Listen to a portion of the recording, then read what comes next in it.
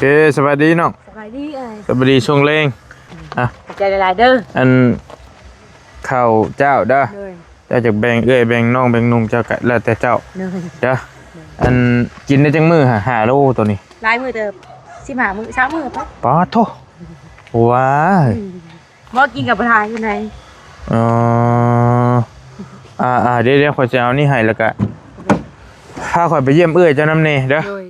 ขอบใจเด้อขอบใจป้าเดี๋ยวไปแบ่งกันอยู่กับเอื้อยเจ้าอยู่ใช้หมองผักหมองเช้าเอื้อยเจ้าพี่น้องเอ้ยมาพี่น้องมาวันนี้บ่เอื้อยเจ้านะสบายดีเด้อสบายดีเบิ่งกันเด้อเอื้อยเจ้างามกลัวว่ายอก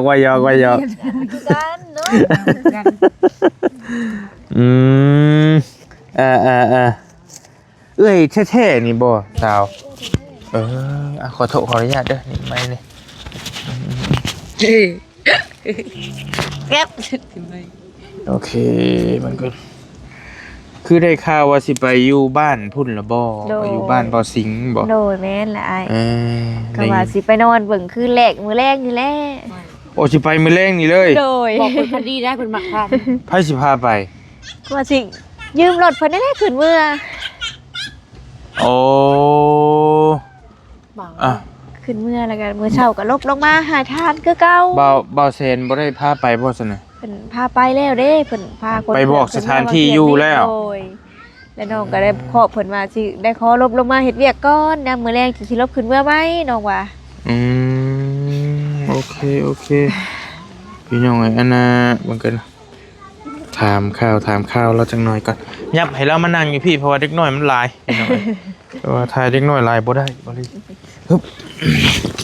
อันนี้บ่หม่องอยู่หม่องเก่าเจ้าน่ะโดยอันนี้แหละตัวนั้นของใครตัวนี้ของผู้นั้นเราต้องหาอีกเพิ่นก็มาเผาถ่านคือกันโอเคมามาอาศัยเฮ็ดเวียกเฮ็ดงานนำกันอยู่นี่นะว่าแล้วก็ได้เนาะโดยอันเจ้าชื่อนะได้เจ้านะน้องบ่ชื่อทองมีโดยอายุเท่าไหร่เลยอายุ23 ปี23ห่างกับเจ้า2 ปีเนาะน้องผู้นี้เราก็ลงอายุตัวเองเรา22น่ะได้น้องหัวปีท้ายปีก็เพิ่นได้น้องเจ้าว่ามันค่อยว่า21สิเปลี่ยนไปซักอายุซื่อเจ้าเมื่อนำบ่น่ะพ่อเดียวแม่เดียวกันกับเจ้านี้เนาะโอ้ยพ่อเดียวแม่เดียวอันแล้วเฮาก็ถามน้องเพิ่นคร่าวๆแล้วแล้ววันนี้แหละพี่น้องเจ้าแท้ๆหั่นมีจักคนพี่น้องพ่อเดียวแม่เดียวเจ้า3 คนอยู่ไสผู้หนึ่งเพิ่นไปทำงานเมืองไทยกับผัวเพิ่นเป็นผู้หญิงเบิดเลยนี่ฟังว่าโอ้ผู้หญิงอ้อยต้อยเบิดเลยเจ้าและเจ้าหันมีครอบครัวแล้วเนาะมีลูกจักคนมีลูก2 คน มีลูก2ผู้ชายบ่หรือผู้หญิงผู้ชายหมดฮะอาบน้ำหนาวไห้เด้อมันลูกเพิ่นมาผู้ชายเนาะพี่น้องเพิ่นมีแต่ผู้หญิงพี่น้องคือทางเอื้อยน้องหากันลูกเพิ่น4 คนผู้หญิงผู้เดียวทางเอื้อยน้องโอ้4 คนได้ผู้หญิงผู้เดียวโดยเอ้าพี่น้องจักปีแล้วเจ้าอยู่นี่น้องบ่อยู่แต่ลูกนั่นแหละน้อยพุ่นล่ะไปมาเจ้ามาก่อนบ่หรือผู้นี้มาก่อนน้องนี่แหละผู้นี้หาเราบ่ได้ลงมาอยู่ดอกผู้นี้หาตะกี้เจ้าอยู่ไสเราอยู่ในเฮือนบางเทื่อเราก็ไปทำงานเชโนสวรรค์โอ้หากันว่าเผาน้ำบางนึงนี่บ่บางเทื่อเพิ่นก็ขึ้นเวียงเฮ็ดสวนกล้วยน้ำข้าวลุงข้าวป้าเพิ่นมันนักเพิ่นบ่ไหวแล้วเพิ่นก็ขอลงมามาเผาทานขึ้นฮอดเวียงพุ่นเจ้าก็ได้ยังบ่ทันเคยไปเทื่อบ้านเกิดเมืองนอนทุกเจ้าก็อยู่นี่อีหลีอยู่นี่น้ำกันนี่เลยนะอย่ามันเป็นหอยบัดนี้แหละเฮาถามน้องเพิ่นแหละเพิ่นว่าพ่อทุกเจ้าหันตายบ่โดยพ่อหันเสียแล้วแม่อยู่ไสเดี๋ยวนี้แม่นั่นฮู้ตั้งแต่กี้แต่ก่อนพุ่นแลเพิ่นไปสร้างครอบครัวอยู่ไทยโอ้มีลูกผู้นึงสร้างครอบครัวอยู่ไทยโดยเพิ่นตั้งแต่พ่อเฒ่ายังพุ่นแหละสิเว้าแล้วก็ตั้งแต่พ่อของแม่ยังเพิ่นติดต่อพ่อเพิ่นว่าซั่นซะหลังจากที่พ่อเฒ่าล้มหายตายจากไปแล้วก็มิดเลยเงียบไปเลย ทางน้องก็แม่นบ่ได้ติดต่อเพิ่นเลยแม่ก็ได้คันสิเว้าแล้วก็จักตายจักยัง เท่าเติบแล้วบ่ บ่ หรือว่าผู้อยู่ไทยบ่ ผู้ ลูก เอื้อยผู้ใด ผู้เอื้อย น้องและผู้กลางผู้นี้ได้ผู้ลา ผู้นี้ผู้ลาอันนี้ โดย ยังคือเจ้าไว้มือครอบครัวเนาะโอเค ยังจะ โอ เพิ่น เค แท้ พี่น้องคือเจ้ามาอยู่นี่ก็อยู่ดินโรงงานเพิ่น โดยอยู่ในโรงงาน ดินโรงงานเพิ่นแหละก็เฮือนชาติเจ้าอีหลีน่ะก็แม่นอยู่มีแต่เฮือน แม่น กกมันอยู่ในหันบ่ น้ำป้าเพิ่นโดยอยู่หั่นแหละ พี่น้องข้าวน้ำก็ซื้อกิน โดยชื่อกินรับจ้างระบายกินบ่มีไหมีนาเด้ โอ้ข่อยลืมนะข่อยถามชื่อเจ้าเราบ่กินนี่ โดยถามแล้วน้องถือทอม โอเคแล้วก็อันผู้ผัวเจ้าดิ สีดา สีดา โดย ลูกเจ้าผู้กกจักปี ฮก 6 ปีผู้ละ ผู้ละแหละอัน4 ปี 4 ปี โดย คือก็ได้ข่าวอยู่บรีกับทางบ่แซนเพิ่นหั่นว่าเคยได้ยินว่าผู้ใหญ่ใจะดีเพิ่นสิให้บ่สิงออกแล้วเนาะบ่สิงบ่อยู่แล้วตอนนี้เนาะ แม่นเพิ่นออกแล้ว และให้ทางครอบครัวเรานี่ไปอยู่แทนว่าซั่น โดย สิไปนอนมื้อแรงนี่คืนแรก แม่สิไปนอนคืนแรก จักสิเป็นอะไรแหล้วเนาะรุ่นน้ำกัน พี่น้องไอ้ฟันดีก็บอกกันเด้อ โดย สิไปแล้วจังหน่อยสิไปแล้วบ่รู้ว่า โดย มืดจังหน่อยก่อน จะหน่อยนี่แหละมืดแห้งผัดยานหนาวเด้คือรถจักรได้น้อยได้อาย คันว่านั่นก็คันว่ามันเวลามันเหมาะเจาะกับเมื่อน้ำข่อยก็ได้ข่อยสิเมื่อพุ่นดู เมื่อน้ำอายผัดมื้ออื่นเด้บัดนี้ เจ้าสิขี่รถเมื่อเนาะโอเค มื้นผัดยานได้ออกมาเวียกอีก โอเคก็หมายว่าเจ้าสิยืมรถกับเจ้าเมื่อแหละพามา โดย โอเคซั่นน่ะ เดี๋ยวเที่ยวมาเวียกคือเตาถ่านน้องนี่ก็ยังบ่แล้วคักเด้ค่ะก็ได้มาหาแล้วอายผู้ละหักผู้กกน้องหักก็ได้มาส่งโรงเรียนเด้โรงเรียนเพิ่นอยู่พี่ โอ้ของเฮียนอีกลูกก็ได้ อนุบาลเด้ โดยพี่น้องเอ้ย กินขนมเลยดีเว้ย เสียงดัง อย่าไปแล้วเด็กน้อยว่าเป็นหยังสิแหละลูกสาวอยู่เฮือนก็ได้ บ่ ตามภาษาเด็กน้อยแหละสู่ชีวิตอยู่นี้เจ้าก็ได้เนาะเงินทองก็พอได้แต่ซื้อกินบ่พอได้เก็บได้กำอยู่บ่ บ่มีบ่ได้แต่ซื้อข้าวซื้อน้ำมันบ่ได้ข่อยได้เป็นก้อนเป็นหัวนี่แล้ว พอได้แต่ทูไทยไปมื้อ คือเผาถ่านนี่ก็เบิกผลเกิดตอนแต่ยังตอนกองพื้นพู้นเลย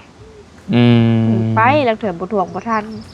เบิกมาเรื่อยๆกับเพื่อนสิแล้วก็คือน้องว่าเลยมันใช้เวลากองพื้นก็เฮิงแน่ เจ้า เรือบ่หลาย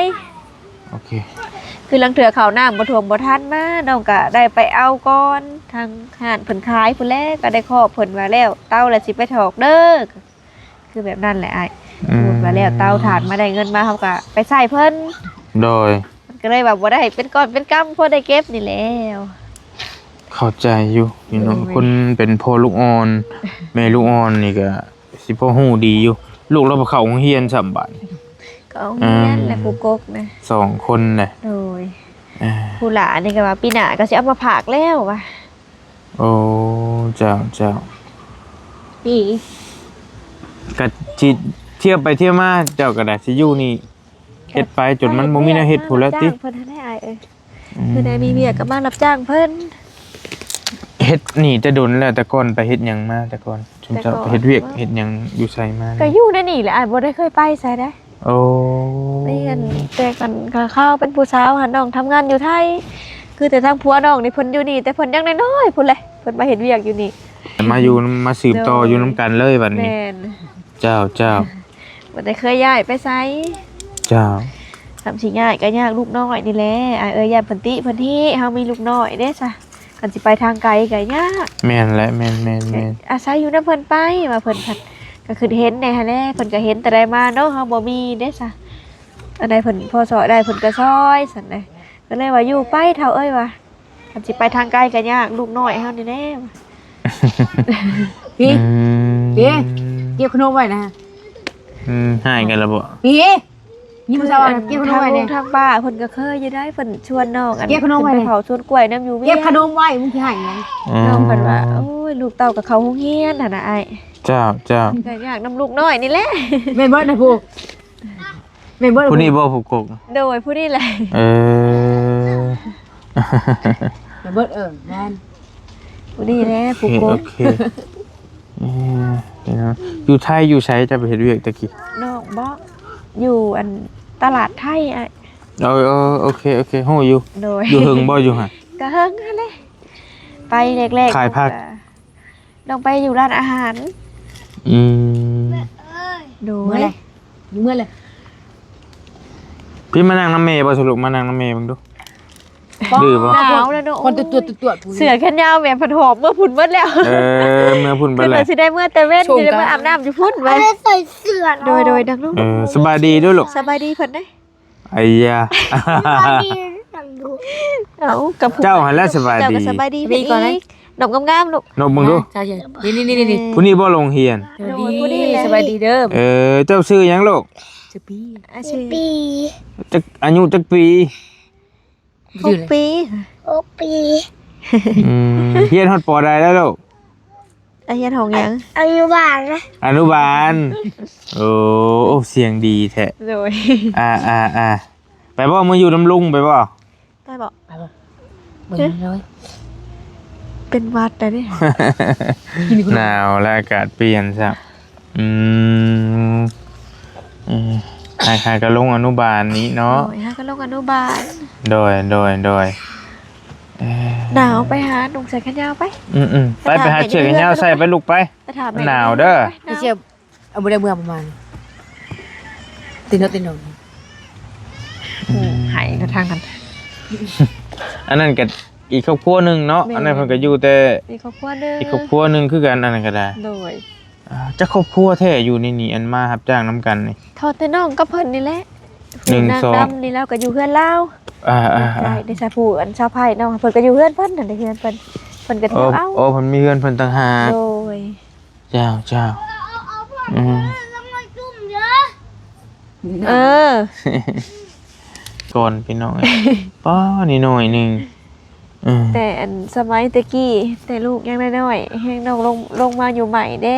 โดย ลงมาอยู่แหละไปคลอดผู้น้อยหั่นนั่นแหละกระโจะก้อนเพิ่นได้8-9 เดือนน้องจะได้มาเริ่มเผาถ่านใหม่หั่นนะ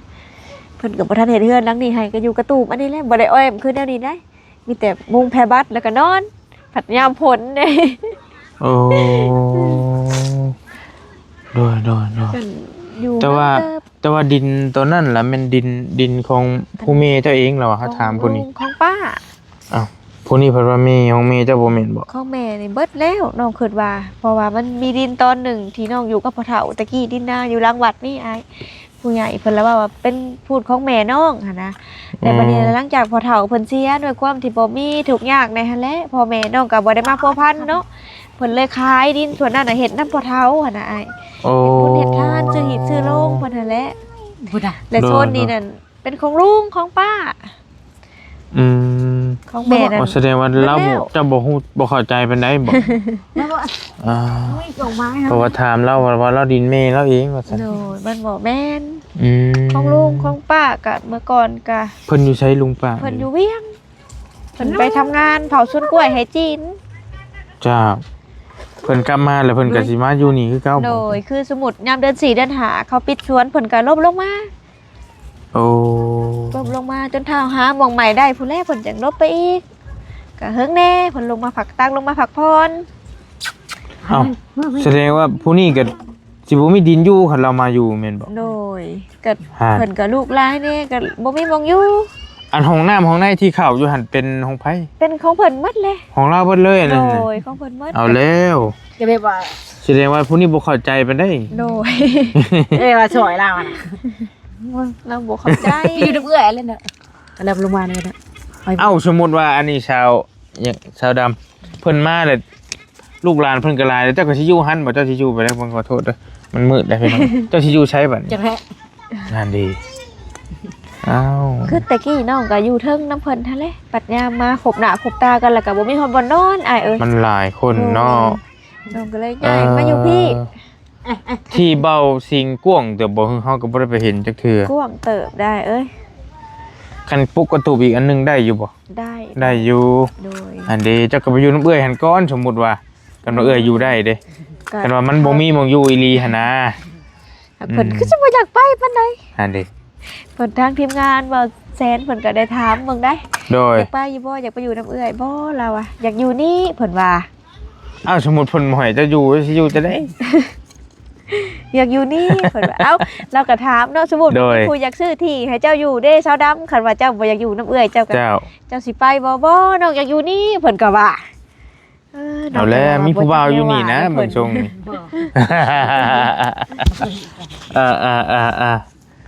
น้องก็เลยบอกน้ำเพิ่นดำเอ้ยว่ากันแน่ว่าเพิ่นเฮ็ดให้บ่อยู่อาศัยกะเจ้าก็ฮิมาละเสนอไปอยู่น้องเอ้ยน้องว่าเจ้าอยู่นี่เจ้าก็สิอยู่นำเพิ่นฮอดมื้อใด ลูกเต่าเพิ่นก็ร้ายเนาะอ้ายลังเถื่อเจ้าสังคบสังครัวเด้ เรามันเรื่องอยู่นี่แหละเนาะเข้าใจเจ้าอยู่ มัน สะดำ ใกล้ เลย บ่เฮ็ดหางเวียกเพิ่น แม่น บ่หงิน เข้าใจเจ้าอยู่เพราะว่า มันผูกพันอยู่นี่แล้วหั่นนะ โอ้ย เคยอยู่นี่แล้วได้เฮ็ดจะได้ปันอยู่ไปก่อนเฮ็ดจะได้ซั่นน่ะ ดูไปก่อน คันคือกรณีทางเอื้อยเจ้าอยู่ได้นี่ก็ว่าถ้ามันจำเป็นนี่เจ้าก็ต้องได้ไปขออยู่นำเราสมมุติว่ามันมันไปบ่ได้มาบ่ได้เด้อเด้มือจะเป็นหยังอันน่ะข่อยก็บ่ได้สร้างทั่วบ่ได้สร้างเฮ็ดพื้นหั่นบ่ บ่แต่เพิ่นยัง เบิ่งหาสนามขอเบิ่งนี่ไอ้ยะยกขึ้นมึงดูมันกุดบ่ โดยตะกี้ไปอยู่น้ำลุงน้ำป้าเพิ่นมื้อเลี้ยงพ่อเฒ่าเพิ่นพี่น้องเพิ่นทางพูนทางไกลเพิ่นแหละอ้ายเอ้ย โอ้โดย เมื่อและบัดทั้งลุงทั้งป้านี่แม่นสินอนอยู่นะน้องกับน้องดำนี่แม่นสินอนอยู่เฮือนเผาพ่อเฒ่ายามไหยามนาเด้เพิ่นก็ลูกเฮ็ดกินหนึ่งข้าวยามมื้อเช้านี่แหละเพิ่นดังไผหนึ่งข้าวผ้าผัดผ้าคอเพิ่นไปพันนั่นน่ะตัดขาดเลยแหละนี่ โอ้แต่ว่ายังมีเล็บอยู่เนาะ โดยมันก็ตัดหยานนี่แล้วได้อ้ายก็เปื่อยลงหน่อยนึงก้อนนี้ โอ้ เล็บน่ะน้องบอกว่าให้เพิ่นตัดเพิ่นหาจงไว้นั่น อ่า เด็กน้อยเนาะเด็กน้อยอยู่นํกันได้ซะ อีดื้อนี่นะเบิ่งทรงนี่ โอ้ยแล้วพันพื้นหนึ่งข้าวหักจังเราพันได้ผ้าคอ น้องผัดผ้าออกหน้าเด้ถ้าตื่นมาแล้วกันออกมาหาลุงหาป้ายามหายามหน้าเด้ โดย เพิ่นหาลุกนึงเข้า เออ เอ้ยแบบว่ามือเฮากุดแล้วเพิ่นเอาเพิ่นก็หอมมาน้องกะย่า อืม ก็บ่ขึ้นว่าเล็บเพิ่นสิโป่งออกมาเด้ โดยโอเคพี่น้องถามเราคร่าวๆประมาณนี้เราเองก็ทางสาวดำกับเอื้อยเนาะเพิ่นก็ได้อยู่อาศัยรับจ้างรับว่านอยู่นี่น้ำกันอยู่นี่ว่าซั่นและเราเองก็คือเอื้อยนั่นนี่ก็โอเคก็จะดีพี่น้องเอ้ยจะฮู้จักทีมงานข่อยมาก่อนบ่ฮู้จัก เคยเห็นนะอ้าย เคยเห็นไผหลัก โอ้ยเคยเห็นอ้ายนี่แหละคลิปอ้ายคลิปอันเบาแซนแล้วก็เบาเตี้ยง ๆโดย เคยติดตามจุมอ้าย และไผเข้ามาทำบิดทำบ่อเข้ามาหาเจ้าอยู่นี่ เบาแซน โอ้โดย เพิ่นนั้นเข้ามาหาน้องเพิ่นว่าโอ้น้องนี่บ่เพิ่นว่ามีผู้ใหญ่แนะนำมาว่าทุกข์ยากขาดแคลนบ่อยู่บ่เศร้าเพิ่นว่าน้องว่าโดยน้องนี่แหละอ้ายเอ้ยว่า โอ้ ก็เลยได้เข้ามาพัวพันเลย โดย จนว่าสิได้ย้ายไปอยู่เฮือนหลังใหม่หั่นแหละ โดยก็พออยู่ที่อันอยู่หันก็ใหญ่เติบอยู่เนาะ โดย ครอบครัวพอดีครอบครัวหนึงชุมเจ้านะ แม่นอ้าย คันสมมุติว่าผู้นี้สิไปอยู่นำบัดสิเป็นอันแคบลงแล้ว บ่ได้เบิ่งทรงนี่ เราก็สิบ่อยู่อีกได้ ตามเห็นหั่นนะ โดย อันครอบครัวเราเองน่ะพอดีอยู่พี่น้อง แม่ เอ้ย น ครอบครัวทางเอื้อยเพิ่นนี่ทางสาวเพิ่นนี่อืมก็อาศัยรับจ้างรับวานไปเราก็ได้เดือนหนึงมันก็พอได้เก็บอยู่บ่เบิดเดือน บ่ได้ เบิดเดือนเบิดเงิน โดย แต่ก็บ่ได้เป็นหนี้เป็นสินบ่ชุมเจ้าก็ได้ บ่อ้ายเอ้ยสมมุติว่าน้องก็ไปติดอยู่ติดข้าวติดน้ำบ่เคยแป้งนัวพอแล้ว ข้างหลาย โดย เออ เป็นหนี้เป็นสินทางนอกนะบ่ค่อยมีดอกส่วนหลายมีแต่น้องสิเบิกเงินนำทางเจ้เพิ่นหั้นแล้ว เจ้า ทางนอกก็บ่ค่อยติดเพิ่นหลายเฮาบ่กล้าเด้ซะลางเทื่อประชอบบ่มาหาบ่ทันเพิ่นบ่มีใช้เพิ่น เบิ่งรายได้เฮานี่แหละเนาะ โดย สิเอาลายนำผัดว่ายัน คัน ว่า แน่ มัน ว่าบ่มีอีหลีก็ซอกผักซอกหญ้าแถวป่าแถวดงนี่แหละกินไปเด้ซะค่ะขอแค่ว่าได้เงินซื้อข้าวอ้ายเอ้ยหลักๆก็คือข้าวคือน้ำนี่แหละทางครอบครัวน้องนะ ม เพื่อนช่วงนี้หันได้กินข้าวอันผู้ว่าหันเพิ่นไปนำรถปั้นเพิ่นให้ไปนำรถปั้นเพิ่นอีต้นสงสารน่ะบ่มีเพิ่นได้ให้ข้าวเปลือกมา6ซอบ รถปันเขา โดย โอ้ เพิ่นได้ให้ข้าวเปลือก พิ่น มา แบ่งให้ 6ซอบ แต่คือเดี๋ยวนี้หันยังพอได้กินอยู่ เจ้า โดยก็ถือว่าใครแน่ใครกว่าเก่าคือแต่กี้ผัดเงินกับบ่มีข้าวสารกับเบิด โดยพี่น้องเนาะก็อยู่นี่รถจักรก็บ่ได้มีบ่เจ้า โดยบ่มี รถบ่ได้มีรถหยังเลยรถจักรรถไถมีบ่รถไถ บ่รถไทยกับบ่มี รถที่เจ้าว่าสิยืมไปนี่รถไผอันนี้ รถมันของลุงของป้าเพิ่นทันแล้ว โอ้เก่าเลยเนาะอันนั้นบ่ โดย ไอ้รถนี่ ขายันกับบ่มีสิได้อยู่นะก็ขึ้นไป ห่างๆเด้ จักสิอยู่ติดจักบ่แล้ว ไปวิ่งยังไปวิ่งบ่ค่อยได้ขี่หั้นนะคะแนนว่า เออ มีเวียกมีงานจำเป็นอีหลีทางไกลเลยจังหวะขี่ไป นั่น ทางโรงเรียนก็ส่วนหลายก็ย่างไปมันสบายกว่าเนาะว่า เจ้า พอรถก็ยังมีปัญหาแน่หั้นนะก็บ่กล้าขี่ไป อันแนวจำเป็นในครอบครัวทุมเจ้านี่กันว่าชุมเจ้าพอมีเงินมีทองเนี่ยชุมเจ้าสิซื้อสิเอาหยังมาเป็นหลักเป็นแรงก่อน อยากได้หยังหั่นนะบอกง่ายๆ ๆ ซะ อยากได้ทางรถทางล่างนี่แหละว่าพื้นรถจักรนี่แหละเรียนเที่ยวมาเฮ็ดเวียกเด้ซะผัดเวียกหลักๆเฮาผัดโจรายก็อยู่นี่เนาะเผาถ่านเผาเถอะเด้ซะ เจ้าอยากนำ อยากได้ มานี่แหละ ยานพาหนะเนาะ โดย เป็นหลักอยากได้รถมอเตอร์ไซค์นี่แหละว่าซั่นซะ วุ่น สาวดำเพิ่นว่าบ่อยากได้แล้วเราว่าเอาเจ้าก็อยากได้อยู่บ่ว่าน้ำข่อยกินนี่ เราบ่ได้ไปใส่เด้ซะ รถจักร ที่มา เพิ่นว่าอยากได้รถทีเพิ่นว่า เราไปขี่เป็นรถถีบรถจักรคนบ่ได้ขี่เป็นเด้ ถามว่า เด้ ถามหยอกว่าคันเอารถจักรกับโทรศัพท์มาให้เลือกอันหนึงสิเลือกหยังเลือกอันโทรศัพท์ว่าซั่น เพิ่นบ่มีโทรศัพท์ใช้เมื่อก่อนเพิ่นก็มีอยู่มันห้าง โดย กูบอกว่าอย่าบอกมาเมื่อนำบ่ คะแนนว่าน้องว่าคะแนนว่าได้รถ ไปลาดอกไม้เด้อ เที่ยวก็คือสิสะ ไหวเด้อ สบายกว่าเก่าอยู่ลังเถื่อเนาะคือน้องมาจูดเต้าแบบนี้แหละ แน่นอน กลางค่ำกลางคืนพอได้เที่ยวจอบได้เอ้ย ประคันไปนอนพุ่นก็ได้กลับมาเนาะ โดยลมแรงมีผัดย่านทะเลไฟปิวจะหันชะนีเพิ่นคือของทางน้องดำเพิ่นจูดไก่โรงงานเด้ โดย ผัดย่านได้ปิวใส่กล้องไม้ตอกขอกแกเนาะไฟไหม้ โดย เสียหาย แม่นหั่นแห มี ละ มันลมแบบนี้ฮะ โอเคไปสนามมันสิค่ำสิมืดชุมเจ้าก็ถามคร่าวๆเรามื้อหน้ามื้อในกันได้มาหาใหม่แล้วจังสิมาคุยนำเราใหม่อันนี้ข่อยเอาเงินไว้ให้เจ้าไปให้ลูกไปทำโรงเรียนเด้อ เป็นน้ำใจเล็กๆน้อยๆเด้อ เอ้ยขอให้เจ้ามีแต่สุขภาพแข็งแรงขอให้บุญซ้ำน้ำโยกชุ่มเจ้าผู้ทุกคนนะอ้ายเด้อซ่า โดยขอบใจได้หลาย โอ้ย บ่เป็นหยังบ่ได้ให้ลูกไปโรงเรียนไปมื้อนอนซะสาวดำเจ้าก็ได้เด้ออาบน้ำนะ โอ้น้องนี่ก็สิขึ้นไปเทิงเพราะนั่นนี่เนาะ สิเย็นก็บ่ได้ไกลบ่ได้ตี้จากนี่ โดย เงาเลย ขอให้เจ้าใบหนึง กับใจเด้ออยู่ดีมีเองเด้อ หรือบ่เอาบ่ให้เอ้ยบ่ ไอ้เอ้ย เอาไปซื้อหยังกินหั่นแหล้วเวลาเฮ็ดเวียกมีเมื่อย เลย ว่าไปชี้เชียร์มาถิดนะบ่ใช่บ่ได้มืออีกแล้ว อยู่ดีมีแฮงเด้อขอไปป้าก่อนเจ้าสบายดีร่ำรวยปีใหม่เด้อ เลยคือการอ้าย โดยเอาไม้มา โช ให้ ค ข่อย ดี นี่ เดินทางปลอดภัย เจ้า จะเมื่อบ่บอกมาอ่ะจะเมื่อบ่นั่นแหละบ่ได้ขี่หันไปนั่นเลยไอ้เอ้ย โอเคพี่น้องจะมาถามไทยทางเอื้อยของน้องดำพี่น้องจะมาถามเรื่องราวต่างๆแล้วก็ยังบ่ทันเคยมาถามจักเทื่อบ่ดีก็ได้เราก็เว้าจาดีได้ว่าจาบ่แพ้หูแพ้อันนั้นพี่น้องก็เว้าจานุ่มนวลเนาะเสียงอะไรเว้าไปได้ดีก็มีมารยาทดีเพิ่นก็ได้ก็โอเคชื่นชมเชยเอาสำหรับคลิปนี้บอดี้ไปก่อนอยู่ดีมีแห้งโชคมาร่ำรวยนั่นนี่แหละก็แล้วแต่มาทำเพิ่มเติมทางครอบครัวน้องดำนี่แหละว่าเป็นยังไงแท้